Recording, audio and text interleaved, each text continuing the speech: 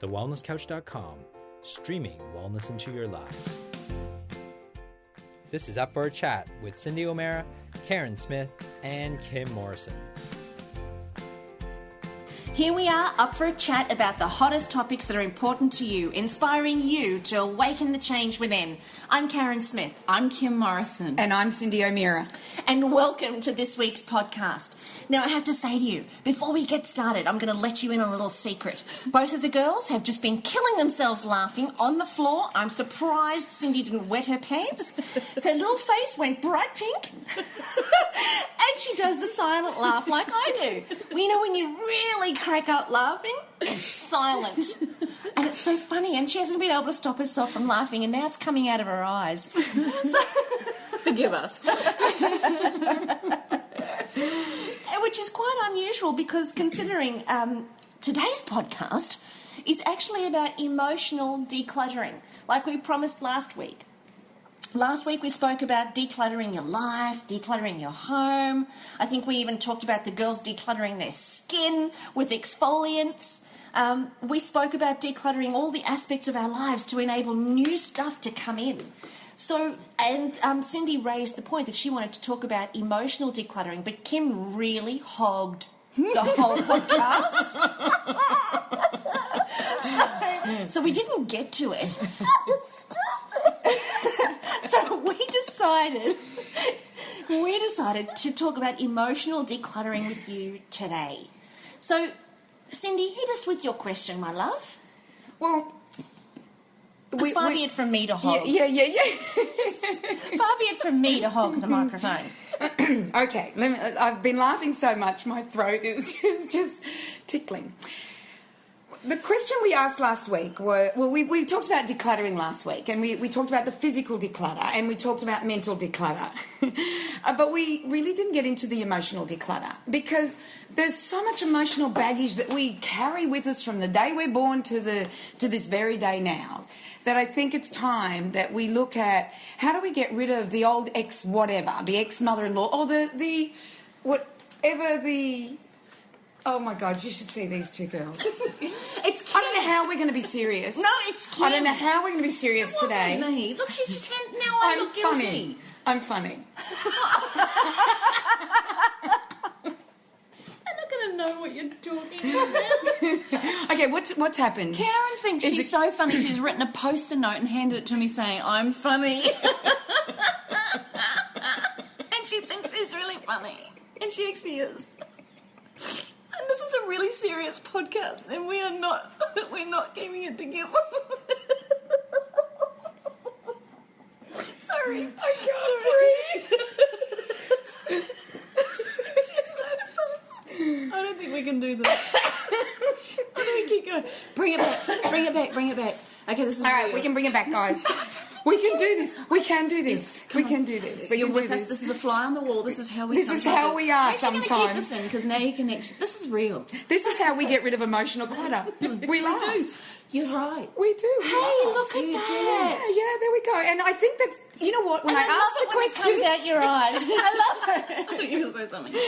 But you know, when we asked the question last week about emotional clutter, we lost it then. We were laughing about it. And maybe that's our way of getting rid of emotional clutter. I think you're right. Yeah, is we laugh it off. And you know what? I think next week we should do our laughter one. Oh, that would be so great. Next week we'll do our laughter. You think we're doing it now? No. We know your laughter one is really good. So, but really, that is one way. You know, when you laugh, it's expression. It is. It's expression. But a lot of us have this emotional clutter where you've broken up with a boyfriend and you're still having issues about it, or you've broken up with your husband, or if they're men out there, their wives, or if they're gay, their gay partners, whatever it is, their mother, their sister, there's so much... Husband that left the barbecue and the bloody place. Be serious, Kim. Sorry. And I think it would be good, Karen. Oh, God, the pressure's on. The pressure's on you, Karen, because I'm going outside to have a good laugh. But the the thing is how do we declutter all that emotional baggage? And it is baggage. Yeah, for sure. And like it's really easy to do the physical once you get into it. You know, it is easy to do it, and we will teach you how. And mental, you know, you talked about doing mental. For me, mental is writing things down. Yeah. I'm a writer. Like, I write everything down, and you express it with word. Karen expresses with word, and Kim expresses it by typing. She types like a mad woman, and you do blogs. You do amazing blogs, and that's the way you know. I'm writing down, like, I'll write a list. What do I have to do? And I put it up on places, and I write a shopping list, so I don't have to remember what my shopping is. You know, I know what it all is. Is that half the battle, though? Clearing it from the head like that? Is that a starting point? Oh, absolutely. And that's, I'm just sitting here thinking, for a lot of our listeners, you know, either and for most women, we do tend to speak in order to reconcile and resolve, but we can also journal. I think journaling is awesome. Julia Cameron has a book called The Artist's Way, and I think I've mentioned it before. And in her book, she talks about morning pages, where you're not allowed out of bed. You have to stay in bed. You open your eyes, you sit up, and you reach for your journal, and you have to fill 3 A4 size pages. Wow. And they're called your morning pages, and you have to fill 3 of those pages before you get out of bed with whatever is in your head. And there have been times where I've just written, I have nothing to say, I have nothing to say, I have nothing to say, I have nothing to say, for 2 pages, and then all of a sudden something will come up where I'll go, I'm so irritated with this, or I was this, or I felt like this, or I had that, or I'm thinking about this, or I'm nervous about that, or I'm looking forward to this.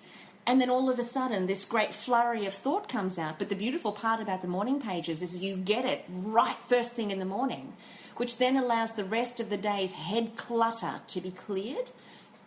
Because psychologically what happens... sorry. That's from laughing. That's definitely from laughing. But what actually happens is the minute we open our eyes and our awareness is present, so we open our eyes, we wake up, we start thinking.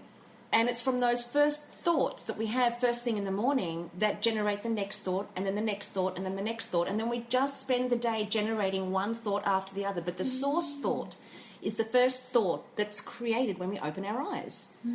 So You mean that would set you up for the day? it does. It starts to set up the neurological patterns for the day in terms of what neurological connections are going to be sorted for from a mental capacity or a mental perspective. So the source thought is the thought that you really want to nail, because the source thought usually is the first thought when you open your eyes and is not relevant to the whole day and not relevant to the way that you're going to create your day. Bearing in mind, though, the source thought might be, I've got to make sure that I make biscuits for the kids today. It could be a very benign thought, but then the next thought is, I'm going to put sultanas in that. And the next thought is, but the kids don't like sultanas. I always put sultanas in and they hate them. Why do I keep giving my kids sultanas and they hate them? What can I give them instead? I don't damn well have anything. I never have anything in this house. It just irritates me.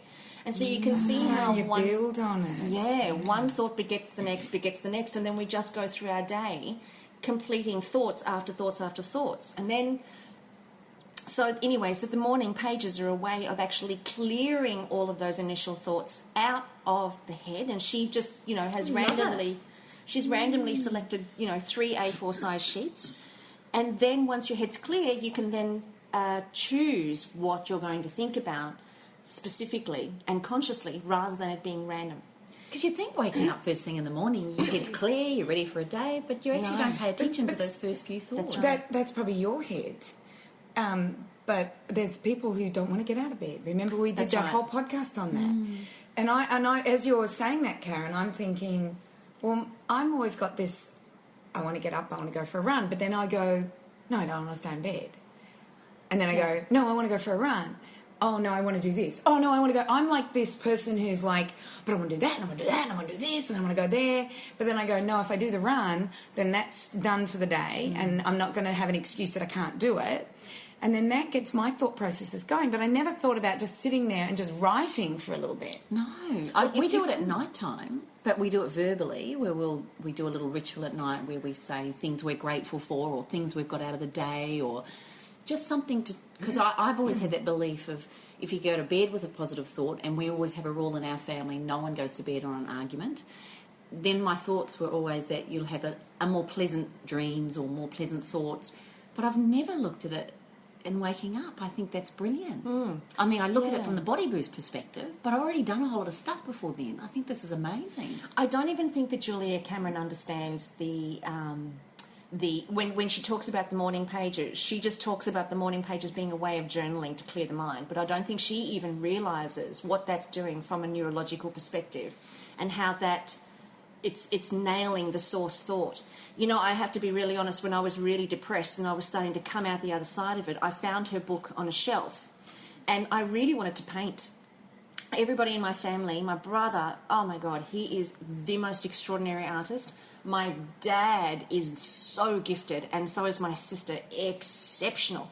The genes skipped me. Let's just say I shop well to make up for it. And talks well. You know, I speak a lot. Yeah. I said well. But I wanted to paint. So I found this book on the shelf called The Artist Way, but I didn't realise that it's about bringing out the inner artist. And that's her whole intention, is about bringing out the inner artist. Is that book along the lines of... Have you heard of Sark? You know, the... Oh, yes, Juicy. She talks a lot about that, doesn't she? Yeah, it's a little bit different. I did get Juicy as well, but this is far more... it's much more in depth, and it's like a transformational guide type of book with weekly exercises. Oh, cool. Yeah, it's beautiful. It's beautiful. Say the name of the book again. It's Julia Cameron's The Artist's Way, and it's absolutely brilliant. But I can honestly say that the morning page is what helped me get over my depression, because the clutter, the emotional clutter that exists for somebody who's depressed is extraordinary, because the source thought is I hate you, or I hate myself, or I don't deserve to be here. That's the source thought for somebody who's depressed. Can you because tell they us, have to recreate the depression each time they wake up. Can you tell us, Cyndi and I have never experienced depression. I mean, apart from I hate myself, what are you thinking when you're in that state? What thoughts are going through the mind? Well, there's just thoughts of sadness, emptiness, aloneness, isolation, not good enough, hatred, devastation, despair, disconnection, loneliness, pain and suffering. But the interesting thing about depression, and I just mentioned this before, is that we have to recreate it every day. Because when we go to sleep, we're not depressed. Because we're not there. We're dreaming and we're asleep, so we're not conscious and we're not aware. But when we wake up, you have to recreate depression. Now, a depressed person doesn't realise that they're doing that because their way of thinking is so habituated it's now an unconscious habit. Wow. Yeah. That is an eye-opener to me. So for them to then write down those thoughts, then maybe they can stop that habituation of recreating their depression. Well, it interrupts the pattern because the pattern of thought, is always around all those, dark thoughts. But when you're writing them, you're actually attaching a physical activity to the process of the thought. And as soon as we write our thoughts, I can't quite remember what it is now, forgive me, it will come to me, but there's a mechanistic action that responds when we have a thought and then we write it that helps to interrupt the pattern of the thought. Can I suggest one step further and using oil to anchor it in with the smell, because smell is so closely linked to our emotions, and you might actually, for me, I'd get up and I'd light the vaporizer and then I'd start my writing. That would, to me, would be a way to anchor in and create a new habit, if you like, and I think that smell could be very powerful. I think you're right. The only thing that, if anybody who's listening to this podcast is actually in this place where they are in this place of darkness, what you don't want is to have those smells associated with negative writing. But you can change it. Writing. You can change it. And the thing is if you are going to be, and this is just the experience that I've had with working with some people when I was in therapy, when I was a therapist, if you actually have the vaporizer, if they're going to take the moment to light the vaporizer, there's already a positive association to creating a new habit environment. Yep. And my suggestion back then to people that really couldn't get themselves out of it is blow the candle out then. Because to me it was like, I remember working with this one lady in particular, and she was so down and so beat up on herself. she actually used to talk about trying to journal. I don't know if it was first thing in the morning, but I started saying to her, light your vaporizer at the same time, and as you light that candle, you're igniting some form of light within yourself. And that was the thing. I think that's what I'm probably trying to get to, perhaps. Totally. When a person recognises that there is a light inside of them, there's nothing more powerful than that, because it's seeing something outside of themselves that's reflecting what's inside. And that's just a beautiful ritual to do. You know, I mean, that's just extraordinary. And I wish I'd had your oils when I was coming out the other side of it, when I was starting to recognise that I actually mattered enough to do that. Yeah, that's the key, isn't it? Yeah, it is. You matter enough to do it. It's a willingness. You know, this is the thing with all of it, you know. It's a willingness to declutter. It's a willingness to heal. And it's a recognition that everything I've done hasn't worked. And it's surrender. It's absolute surrender to the clutter that goes on between our ears and acknowledging it's there. I can't pretend that it's not there. It's there, and I want something different. But until a person can get to the place where they say, I want something different, the healing can't occur, because they're getting a lot of payoff from staying in the pain and the suffering. And I was there for 6 years, so I'm not suggesting that it's a wrong thing or a bad thing. It's just a true thing. And your depression was as a result of being blown up in Bali and losing Greg, and often people's depression, not always, but often people's depression is a result of a failed relationship, a lost loved one, bankruptcy. Yeah. There's so many things that can cause it. So how do we get rid of that emotional clutter? Because it is clutter. It's clutter that's stopping us from expressing who we really are. I have a real theory on this that I'm actually sharing with the members of the Gateway at the moment, because it's something that I'm experimenting with in my own life. And it's looking at life in the context of, and I know this is going to sound a little bit cartoonish and a little bit fictitious, but if we imagine that we just fallen out the sky right now, we've just fallen out the sky, we've never been to planet Earth before, we've just fallen out the sky, we've got no reference for the past and certainly no reference for the future. We've just fallen out the sky and somebody says to you, do you want to buy a $90,000 car? Now, you have no idea of the global economic meltdown, and you have no idea what the future's going to hold, because you just can't see it. You've just fallen out the sky right now, and you've got this giant steel wall blocking the past and a giant steel wall blocking the future. So you have no references whatsoever about the planet? No, you have no reference. What would you do? Oh, yes, please. Of course you would, wouldn't you? Of course you would, because you would look at the beautiful shiny car and you go, my goodness, that represents me. I love it. I'm there. Or you'd say, I definitely had those shoes. Thank you. So the shoes came with the car? Oh, hello, now you're talking. Yes, I thought so. Now you're talking my kind of salesperson. The boot was filled with shoes. Oh, see, if only they would sell cars that way. Don't you think they'd make more money? I love this. I love that. That's like being in the now. Being in the now. Yeah, that's exactly what it is. It's like if we could just imagine we'd just fallen out the sky. There's this childlike innocence that comes with that. And when we're in that childlike innocence, all that there is potential for elation, rather than us dwelling in the past of what didn't work with relationships and divorce and bankruptcies and so on, and then dragging that into the presence and recreating that, and then robbing us of our future because all we keep doing is dragging up the past. Therefore, we have no future. All we have is just a recreation of what we've already had, plus anxiety, because now we're scared that I'm going to be in a relationship where he's going to cheat on me again, or I'm scared that I'll start this business and it'll all collapse, or I'm scared that, whatever. I don't want to buy the $90,000 car because God knows we could have another economic meltdown. So what lands up happening is we're spending so much time worrying about the past and the future, in that, which means then we're not in the present. And the only time that we have any power is in the present. And the power comes in our ability, and I just love the play on words, but if you look at the word present and break it down, it's present. So the only time that we've actually got is the now, right now, in this minute, in this moment. And imagine if I'd just fallen out the sky now, what would my life be like? And all of a sudden I can feel like I'm a little kid in there. But it's in this present moment that I'm able to pre-send a future that matches the present that I'm living in now. I love that. Rather than Pre-send. Yeah. Pre-sending. Oh, I love it. Rather than pre-sending a past that I've already lived into a future that I'm so damn scared of, I don't want to arrive in it. Because what I'm pre-sending is a past that didn't work for me anyway. Oh, my gosh. Rabbit hole? Rabbit hole, but brilliant rabbit hole. Very... Actually, a big rabbit hole that I can fit down this time. You like this one? Yeah. We're actually down there with the rabbit. We're with you. Good. We're We're with with you.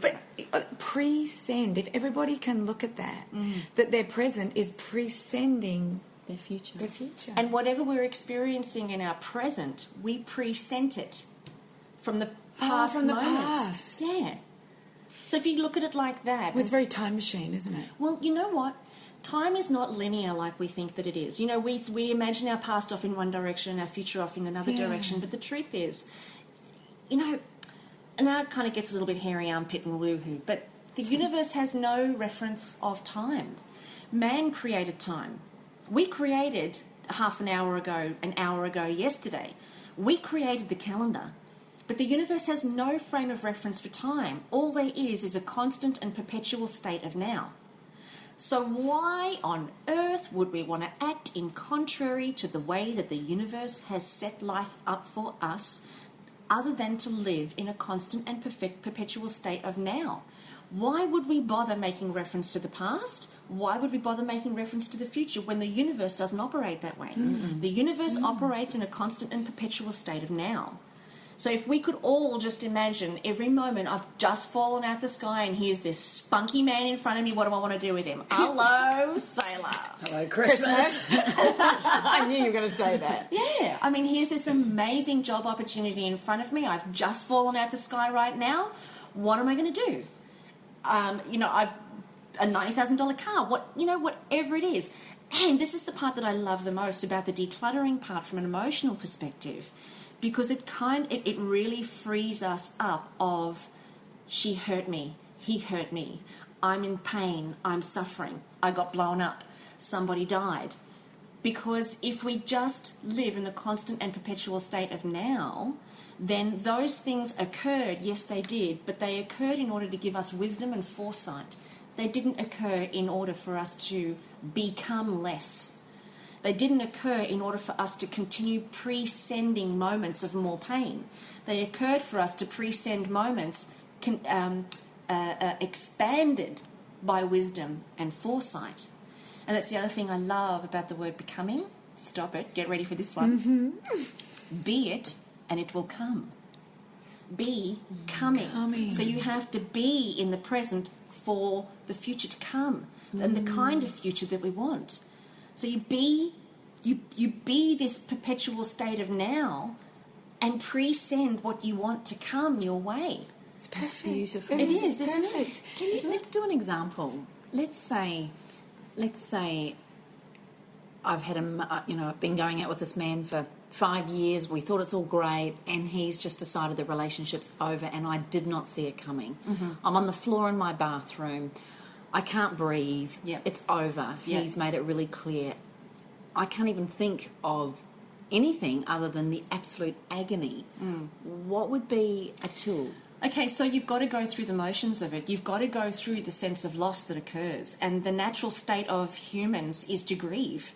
And so whether it's somebody who's passed away, or a relationship that's lost, or a business that's lost, or a car that's been crashed, or it's all a state of loss. So we've got to go through the emotional conditions of loss to reconcile what that actually is. If we just say, right, 5 minutes ago he told me it was all over, and now I've just fallen out of the sky and I'm trying to look at that $90,000 car. yeah, and I'm going to pre-send a damn good moment. That's really not going to work. Being in the now is also being in the now of what's present in the current circumstances. So being in the now of a relationship that's come to an end equals grieving right now. And in the next moment, how does it feel? Well, if I'm just being in the now, I'm still grieving for that relationship, and the next and the next and the next and the next. But there does actually come a time where being in the now doesn't equal grieving, and a person actually knows that. A person actually knows that. We are set up with certain emotional responses instinctively and innately. that a person actually knows when the grieving period is over and something else becomes possible. But we don't choose it because we become so connected to the pain and so connected to the suffering and what that gives us. We choose that rather than choosing a more powerful future for ourselves. And sometimes Just it can be human just a instinct. small sign. You know, you cry every day when you've lost this relationship or a husband or a partner or whatever it is, or a loved one's died. You cry and you cry and cry, and a small signal could simply be you noticed you didn't cry today. Absolutely. That's a new shift, isn't it, when you're moving into a new... Or you might have cracked up laughing at something, but instead of feeling guilty because you're no longer grieving for this person, because that's a natural response too. Instead of going into, so and so died and I've just cracked up laughing, I shouldn't be laughing, that's a bad thing to be laughing, and then we beat ourselves up. Instead of doing that, just be in the moment of, I just laughed, like you just said, I just laughed, and now what am I going to do in this moment? Well, I'm still laughing. And now this next moment, what am I doing? When we're able to, I guess, in a sense, segment the moments, be present to the moments, it's really in those times that we are consciously able to presend the next moment. Because if I'm sitting grieving in my pain and my suffering, and I say I'm presending more grief to the next moment, I arrive in the next moment and certainly there will be more grief in that next moment. But see, we don't do that. We're not that aware and we're not that conscious. But if we were conscious, then we may choose differently. And well, we would choose differently. We would choose differently. Yeah. I just know that I read a book, and I do not remember the name of the book, and I do not remember the name of the author. But the author had lost his son, and it was like his 20-year-old son. We talked about this at the seminar, and it really struck me. And that night, after he'd lost his son, he went to a party, and he was sitting chatting to everybody. And people were a little bit aghast that he was even at the party. Right. And he basically said to the participants at the party, I'm going to have to get over this sometime. Oh, God, this was and brilliant. I choose now. Because it's true. Is we have to get over it. At some point. And you've got to make a choice when that's going to happen. And yes, you can have indicators.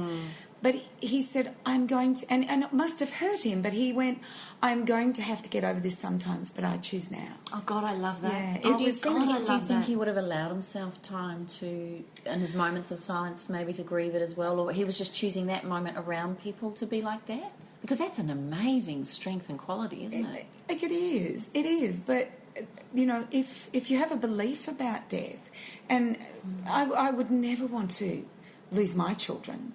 You know, that's probably the worst thing that can happen to a parent is to lose their children.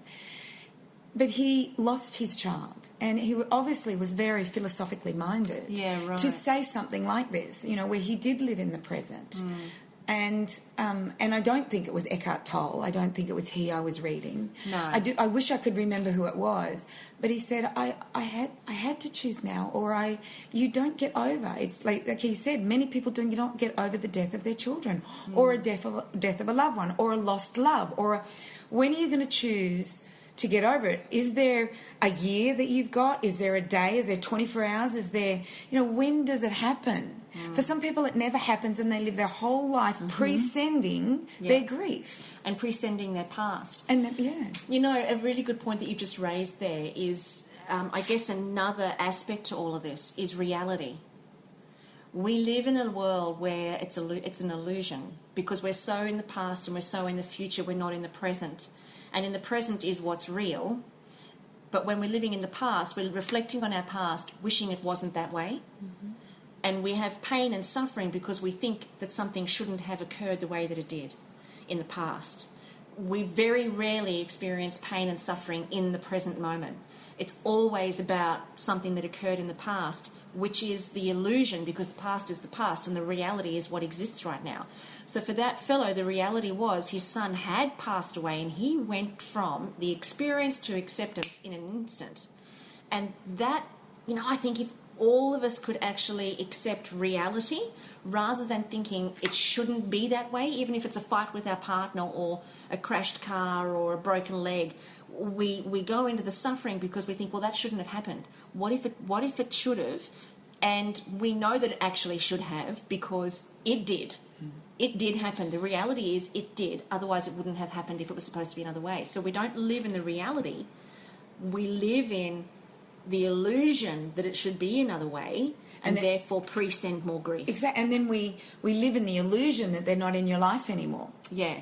And so you keep imagining your life without them that hasn't even happened. So then anxiety comes in. Yeah. Because anxiety and fear and, people who have those phobias, it's all about a projected future. It's all fear and anxiety is all about this could happen in the future, therefore I just don't want to arrive in it. But of course we're pre-sending what we don't want. We're we live in a participatory universe. This is my latest research. It's a participatory universe, and we have to choose what kind of life we want to participate in. And the beautiful part about life is it gives us every moment to re-choose or to choose again. So every second we can choose what we want to pre-send into the next second, but we can't unless we're present. isn't that amazing? How do you create awareness when you're in a state? So let's just say, and I can only say this from my own experience, I was very aware when my grandmother passed away and a lot of things were going wrong. I was not that depressed and down and out that I went down a rabbit hole and I didn't want to come out. I did want to come out of it, but I couldn't believe how much I cried, and I couldn't believe how much it hurt, and I couldn't believe how much I kept looking back and saying it shouldn't have, it couldn't have, why did it, and how. I did all of that. But it was through therapy, and one thing my counsellor taught me was every time you get that feeling, I want you to close your eyes and put that feeling right out in front of you and actually really look at that feeling as if it's something real and keep looking at it. And if you can't make it disappear, now I want you to focus on a light and have it surrounded in white light and just keep surrounding it with light until it dissipates. And all it did for me is it made me do something with the thought rather than keep processing it. Whether it worked, it did work for me because it helped me. Because when you're in a state, you don't know what to do with it. And so to me, when she started giving me these techniques and what she called a light meditation, and I even had to look at a candle or a light bulb, it just gave me something to do when I didn't feel capable of how to manage that thought. And I didn't want to be negative, but I did also want everyone that had hurt me to suffer. And my pain and my suffering was to show them. And the one thing I realised, and I caught myself out on it, I feel really bad saying it, but sometimes me crying, I felt made them remember the pain they'd caused. And I realised I was doing that. Like I felt a bit guilty about it. But that's the payoff that we all get. You know, when we go to the pain and we go to the past and we hang out there, there's always a payoff that we get. And sometimes that payoff is, well, you see me crying, now sucked in, because hopefully that's hurting you for the way that you hurt me before. So that's the payoff. It's attention, and it's acknowledgement. And, it's such a normal thing, but it requires healing if there's to be growth and expansion. If we keep doing that over and over and over again, like a lot of people actually do get stuck in their pain, and they keep doing it over and over and over again, and then they die. And so they never actually learn that there was expansion possible as a result of that pain. Because, like I said, pain only exists when we are not dealing with reality. And it's also part of being human, it's not wrong. So pain exists when we're not dealing with reality that it occurred and it was supposed to have occurred. It was necessary for it to occur, and there's a gift in there for us. I've said this before, the universe doesn't actually say, here you go, sucked in, somebody's going to die on you, it's really going to hurt you, and we're going to sit up here and clap our hands and laugh at you.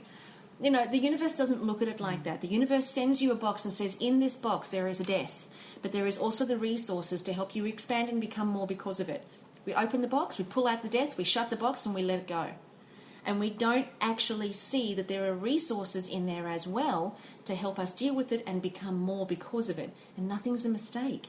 I mean, if that's true or not, who can say? But when we live our lives like it is true, doesn't life work better? I agree with you absolutely entirely. And sometimes it's easier for us to say it than it actually to do it. Of course. But that whole box of death that we opened up and then closed, I don't know if I've talked about this on the podcast, but for me, the death of my mum and my sister opened up Pandora's box.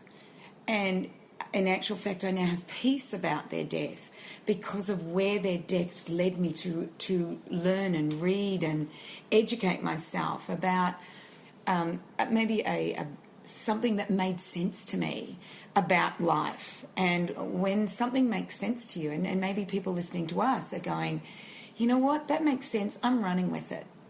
And that's what happened with me. There's lots of religions out there with lots of beliefs.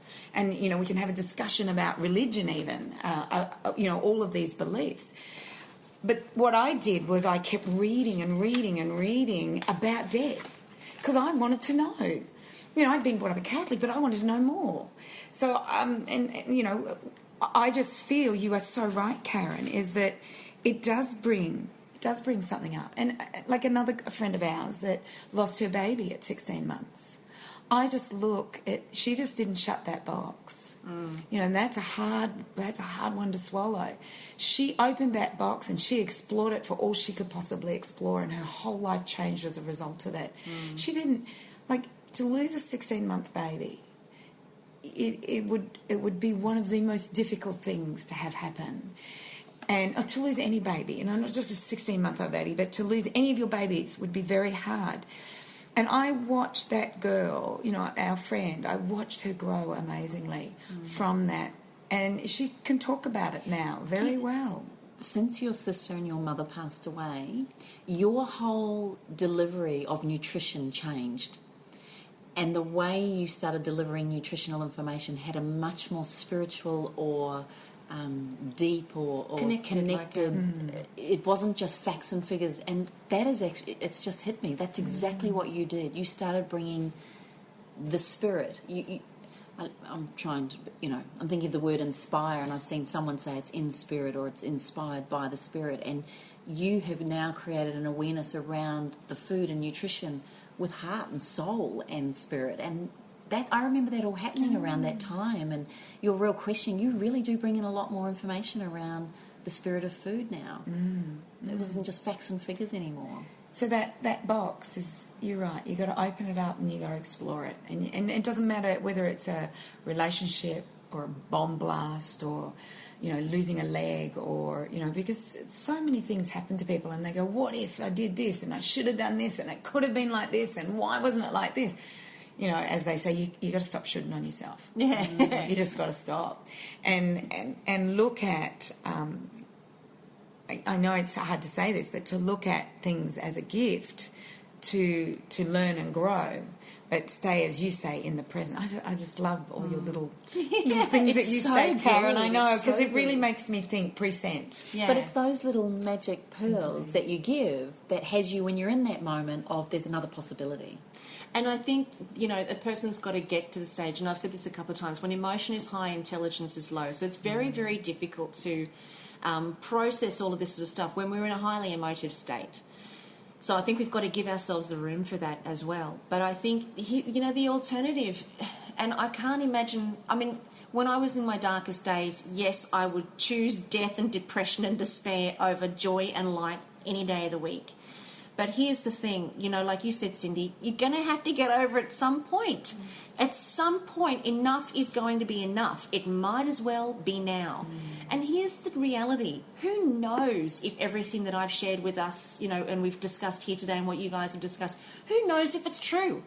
Because none of us have actually died, gone to the pearly gates, gotten the wisdom and come back. Who knows if it's actually true? But I tell you one thing for sure. While we live life like it's not true, nothing works.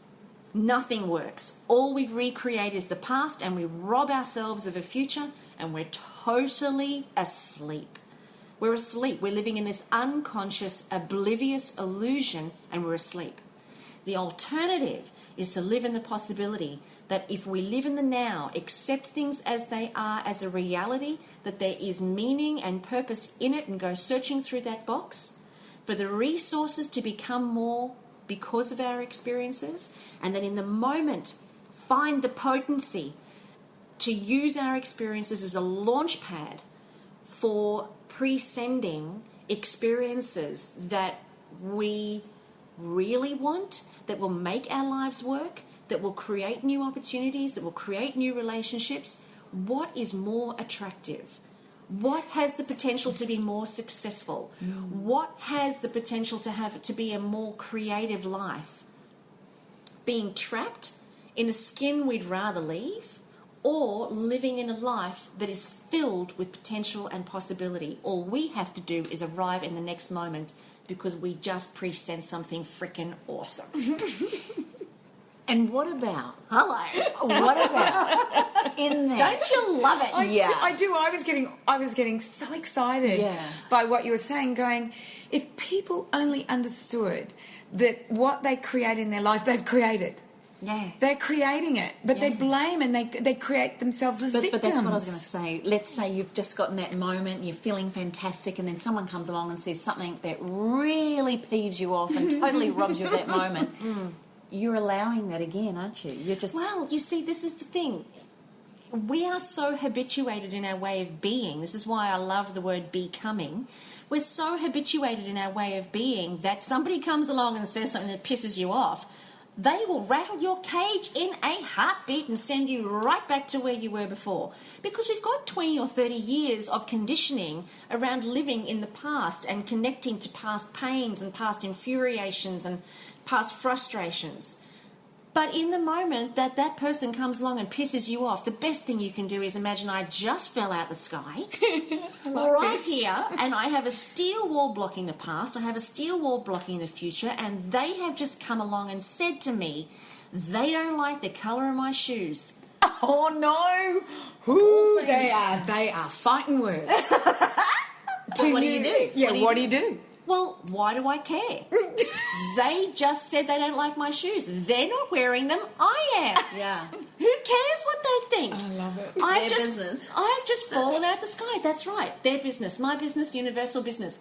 Why do I care what anybody else has got to say? I only care that I think my shoes are damn fabulous. Or if I'm in a relationship with somebody who's unfaithful to me, the minute that occurs, I have an option to think, I have just fallen out the sky and he has just told me he's been sleeping with somebody for a year. I've just fallen out of the sky. Nobody here is going to die right now because I have just fallen out of the sky. I'm taking very deep breaths. He might die. No. Well, this is But actually, that's a really good thing, because I've spoken to somebody about this, where she has actually said to me that if her husband had an affair, then that was obviously what he needed, and that's perfect. This is the thing. And I went, are you serious? You can, and she actually, they had such an open relationship that they both believed it, and they both talked about it. That if you go off with somebody, then obviously you needed something about that, and I wasn't giving it to you, or you weren't getting it for yourself, or whatever it was. Then let's realign and see what it is. I know. I share the same view. They're still together. Cindy, I share the same view. Matt and I actually haven't had that conversation, but I share the same view. If he, and every relationship that I've been in, my partners have been unfaithful, so I've got a lot of experience in it. Yeah, you do. But having said that, now that I'm with Matt and I'm more evolved in my way of thinking around it, if Matt came and said to me that he'd had an affair for the last 12 months or the last 12 days or just once, I would go into, that's not about me. That's not about me. That's actually about you. Now, what is about me is, do I choose to live with you or not? Ongoing. And I have just fallen out the sky. This is now the circumstances that are in front of me. I make no reference to the past and no reference to the future. I've just fallen out the sky. Do I choose to continue living with you? He's quite hunky. He's kind of cute. And you go, well, what the hell? I'll go for it. I'll keep living with you. Or you might go, you know what? I'm going to choose again. I'm going to choose again, yeah. And that's as easy as life can be. Yeah.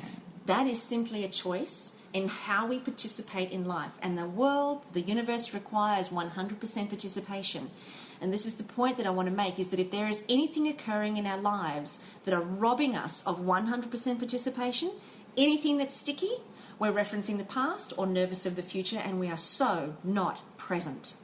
So any time we're not present, we're also not participating 100% in a universe that requires 100% participation. Do you think a rose can wake up one morning and go, not going to open today, not going to blossom?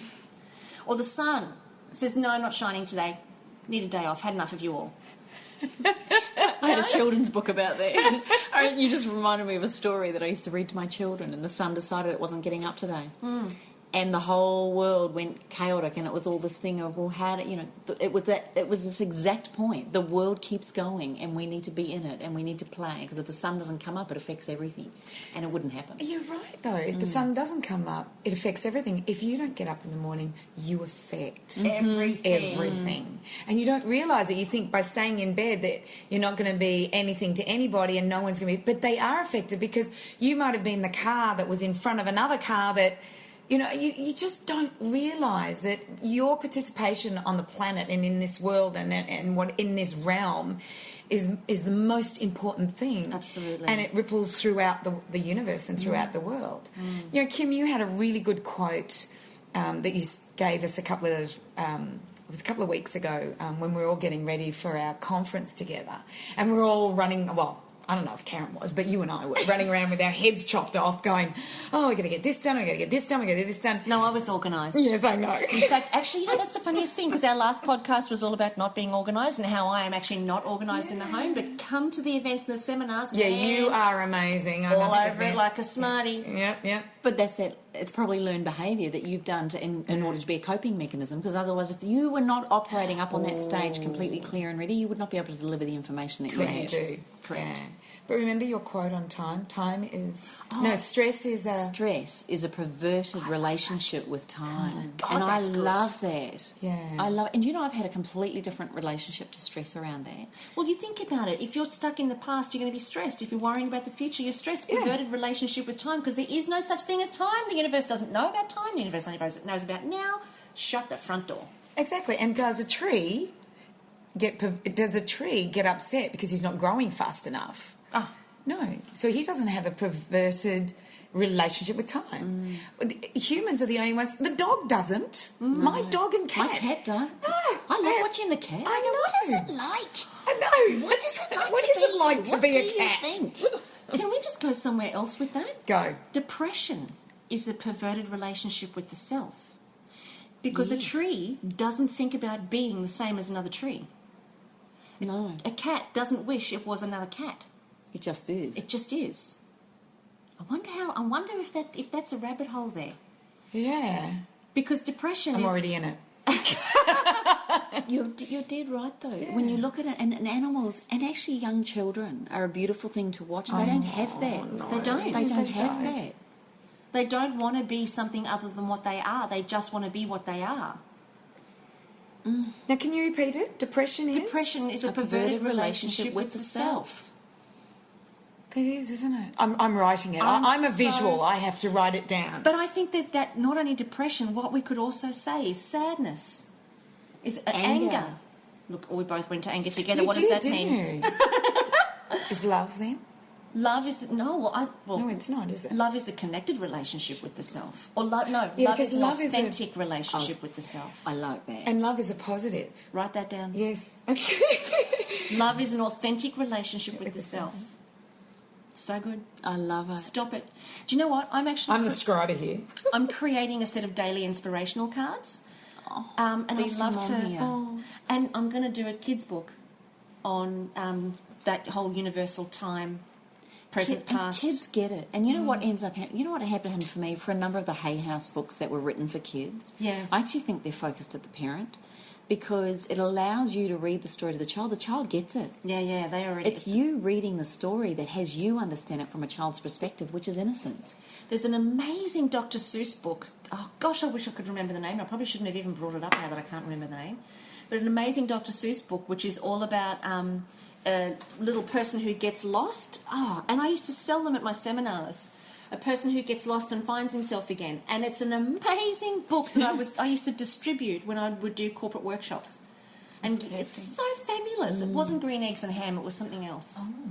Yeah, no, it was something else. But I think writing a children's book would be amazing coming from your perspective. Even from my perspective as a mother, often reading your story at night is that little ritual you'll do, and it's a quiet time. And when do you ever read your child a horrible story at night? It's always a beautiful, I used positive to do it all way. the time. I used to give them a horror story. Actually, am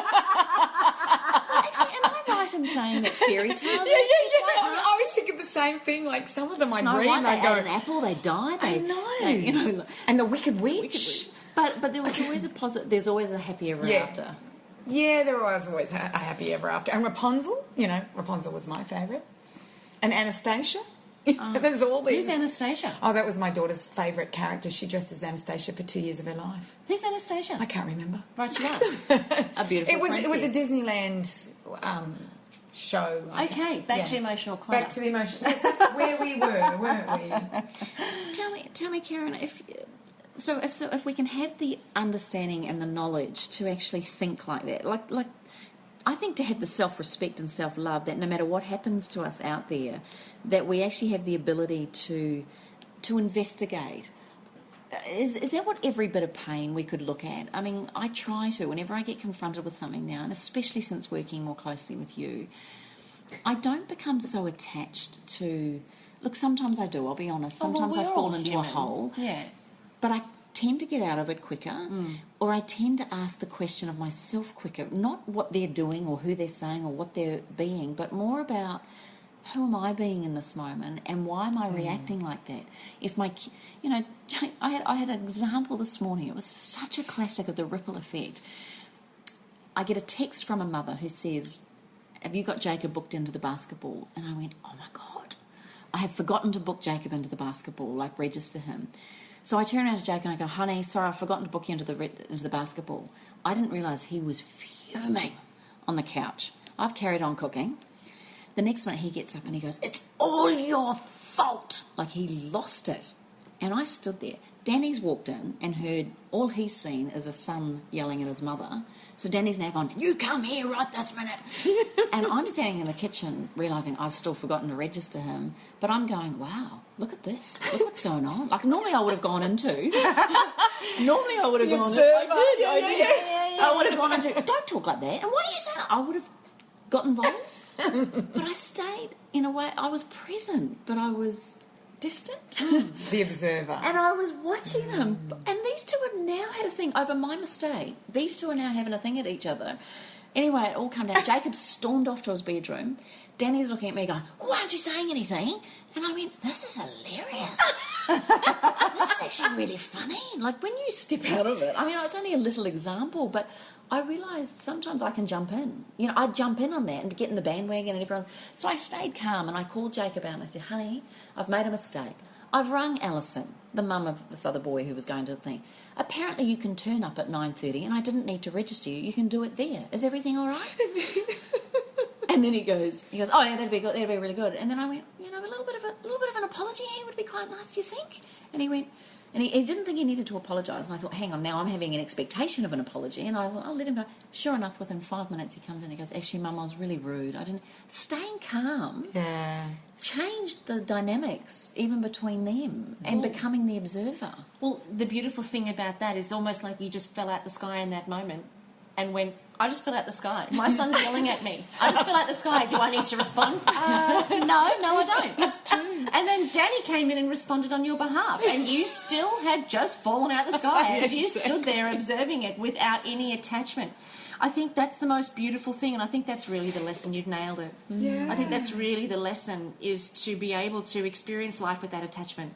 Experience life without attachment to the past, without attachment to the future, to just... Regardless of us falling into... Like, I fell into it by expecting an apology, I thought. And then I thought, hang on a minute, that's my reaction. He walked away and he ended up doing it on his own accord. But you're right about that attachment. Look, you know what? Here's the thing. We're all going to fall into habitual ways of responding to things.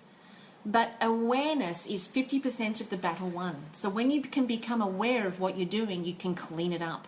And that's the beautiful part about what we're sharing here on the podcast, is that becoming aware allows you to then go back and say, "Whoops, Jacob, I expected you to provide me with an apology, and I actually want to apologise for that. Yes. You and your business is your business. Me and my business is my business." Perfect. So if you want to give me an apology, that'd be great. If you don't want to give me an apology, that'd be great. I'm not attached to what you do about this situation at all. And then he'd be totally confused. He would. He wouldn't know what... No, I've done this. I have done this He'd with be Jacob. totally confused and he'd look at you like, No, what am I meant to do at this point? No, he's not confused. Oh. He's young. He wasn't confused. He thought, great, I don't have to apologise. But No, you he know... did. But then he walked away, thought about it, and went, actually, I was... It actually gave him permission to observe That's his it. It behaviour. empowers others. So when they do sit there and, like us older ones, we would go, oh, shit, you're not telling me what... Oh, I just swore. Oh, sorry, everybody. But when we sit there and we go, oh, my goodness, what do I do? What do I do? I don't know what to do with you right now. Yeah. What that does is it forces me to come up with my own response rather than a response I think you want. Which then empowers It's a responsible me. response. He's responsible That's for right. It empowers me to be my own person, and it empowers me to reconnect with myself. And you know what? That's the most beautiful example that we can set for others, because when we do disconnect and we not disconnect, but we detach and we just fall out the sky, we're taking a response that's totally empowered for us. Do I want to buy the $90,000 car? Well, hell yeah. It looks beautiful. But then it allows somebody else to be empowered in their interactions as well. So we become an example of possibility for others. But here's the thing. I've been working with this work and my Gateway members for about, 3 months now, I'd say. Probably since I did the talk for the chiropractors. Because I first raised it there. And I've been doing this work for the last 3 months, and I can honestly say I'm doing less cleaning up. Initially I would still react in my habituated way, then I'd become aware of what I'd done, and then I would have to go back and go, oh my goodness, I so didn't fall out the sky there. I was so attached to the way that I would always be with you, and I'm really not going to do that anymore.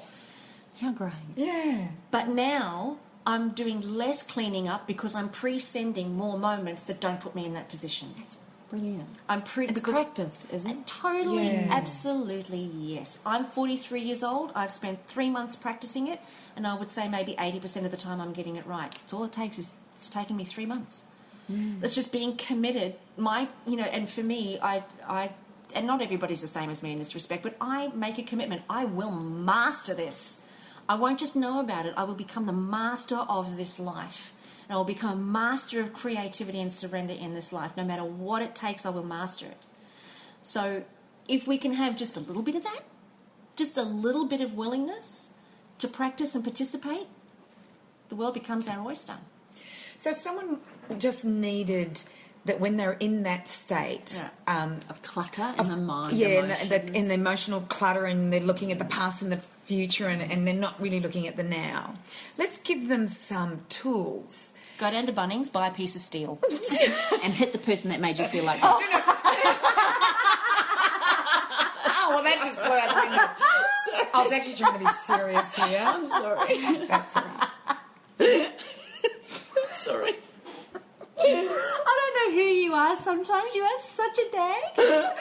Cyndi was having a real moment there. And now I've lost it. No, the tools. So in my mind, I've actually been writing, and in my mind I'm thinking, fell out of the sky. Yes. Present. Yes. Becoming. So be it and it will come. Yeah, so I'm like, fall out of the sky, present. That's for me my little anchor that I'm going to live with and try and do this so that, in 3 months when I've been doing, I've done 80% like you. Let's check in how we're all going with it. Okay. And maybe our listeners could do the same. Okay, so here's an opportunity. Cyndi bought us each these little, they're from Canada, and it's called an Inuk, and it's a little man that sits on a choker.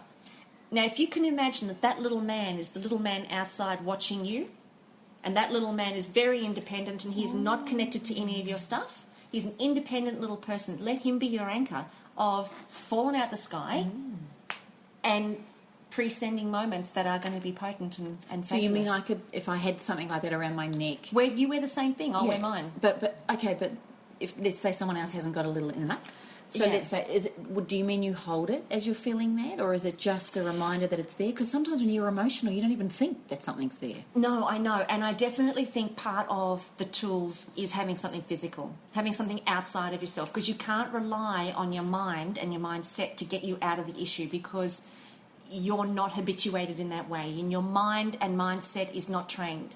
And I notice, sorry, darling, interrupting you, but I notice whenever I do get like that, if I'm too in it, first thing I do is go to my bathroom and I get my oils. It's just such an anchor. That's your anchor. Yeah.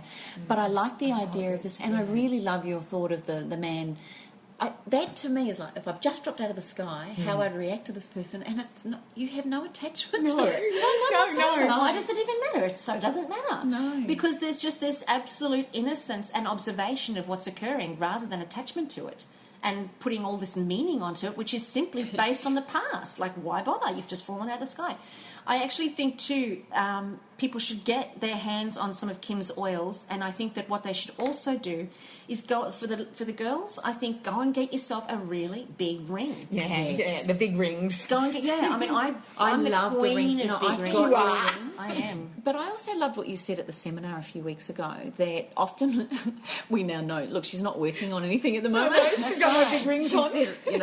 She says, when I'm wearing a big ring, I'm working on something. And that's a beautiful thing, actually, for your family or your partner to know, so that they don't... One of the things... for the partner to know that she's gone out and spent $1 million on a huge diamond that sits on her ring. Is that what you're talking about? No. And there would definitely have there would have been shoes that come along with that, I can assure you. Sorry, Kim. Sorry, you were in a serious situation. And no, I've lost it now. Oh. No, it wasn't important because we're coming to the close. But I was thinking, when you have an anchor or something like that, sometimes that's what can draw you out of the emotional disintelligence, non-intelligence, non-intelligentnicity, unintelligentnicity. How about that? I like it. I love the way you make it work. But I swear to you, Karen, what you offer on the Gateway and what you offer people, I mean, you really are at the forefront, cutting edge, the cutting edge of it. I don't know anybody who knows as much as you do. People that people that listen to this podcast. Really? Not when it comes to... I want you all to post on Facebook how much you love what she does. Like, seriously. Yeah. But there's only a small group of us. I don't know how many of us are following or even listening to this. We even forget that anyone is listening to this. And you can tell. Especially our last one where I said, what did I say? Go to the wellnessguys.com. Can you believe it? I never make a mistake. If you guys listen to last week's podcast... She never makes a mistake. And now she's going to apologise. But seriously... tell us what you think, because we think she's extraordinary and how much she's helped us in our relationships. You often talk about Cyndi and what she's done for you, and it's so true. I think you go the inside and the outside, like that mind side. Is just you're so the outside, powerful. I'm the inside, and you're the upside. Oh my God, I love that. Yeah, you're the upside, you're the head. You're always working with his head. Inside, outside, upside. Shut the front door, put the lock on, and we are out of here. Well, I hope that this podcast has been fascinating for you. Jump onto our Facebook page, give us your comments at allthews.facebook/up-for-a-chat. Also, you can reach us on thewellnesscouch.com/up-for-a-chat. So join us next week on Up for a Chat and be part of the ripple effect that's changing the world. We'll see you there. This has been a production of TheWellnessCouch.com. Check us out on Facebook and join in the conversation on Facebook.com/The Wellness Couch. Subscribe to each show on iTunes and check us out on Twitter. The Wellness Couch, streaming wellness into your lives. Hi, Damien Christoph from The Wellness Guys here. You craving some downtime? Want to do it in luxury? Want to do it with The Wellness Guys and Up for the Chat girls? Well, if you answered yes, yes and yes, then we'd love to have you as our guest at the Western Resort and Spa in Fiji for our first ever BFO Wellness Retreat in September. Experience 2 nights and 3 days of immersion on your body, mind and soul. LT and Karen Smith will help you overcome any limiting beliefs and help you install or maintain your champion mindset. You'll work with Brett and Kim on creating movement patterns and self-care rituals to keep you at your best. And with Cyndi O'Meara and myself, we'll teach you how to eat and live and not to live to eat in a step-by-step program. For more information or to book your spot, go to www.thewellnesscouch.com and click on shop.